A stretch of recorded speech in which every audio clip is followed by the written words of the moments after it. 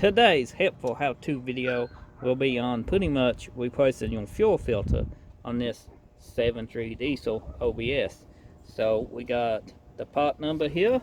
This is a Purelator or a CarQuest brand, and I picked it up from Advance since CarQuest is part of Advance now, and it's a one-piece filter.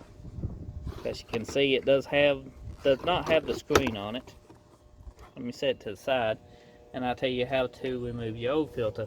Now you want to drain your fuel from this guy, and you got a little valve here that can drain this. You just kick it open and it will drain. And you see your drain tube down there? Yep. You want to put a catch pan under that so you can pretty well catch the fuel that runs out. You don't want to go over your intake. So let's go ahead and drain it. Now some of these filters has got a little square cut out. You can put a ratchet in on and loosen it up and stuff. Those are handy. I like those. But these right here is kind of a twist on, and most of the time people tap them on with a one-way hammer. That's what I'm going to do with this to get it loose. So we'll go ahead and tap this over. Is that loose? Ain't too loose.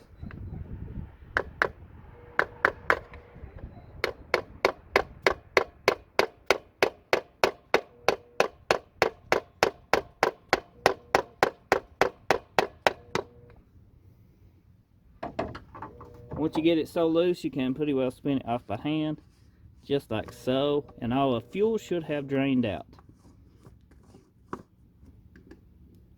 This is a one-piece design, just like the one we got.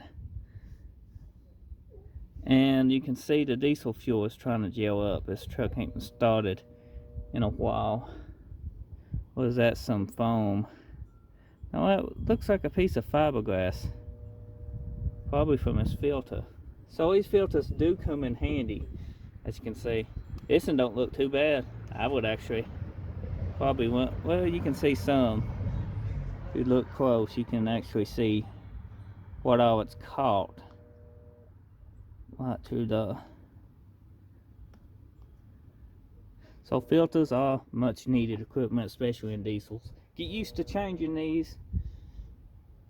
We'll check out inside, and it needs probably cleaned or wiped out. I ain't sure.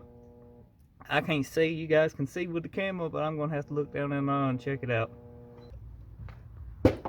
Once your fuel is drained, you can go ahead and close your valve so it don't drain when you fill it up. Be sure to close that. This is your old filter ring right here. Now on some trucks they go one way, the lip does.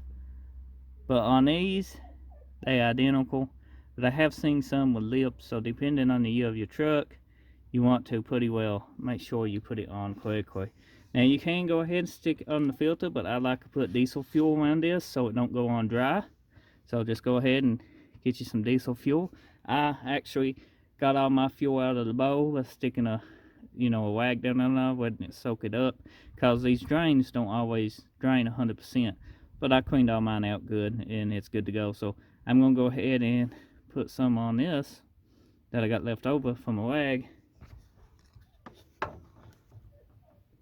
Just like so.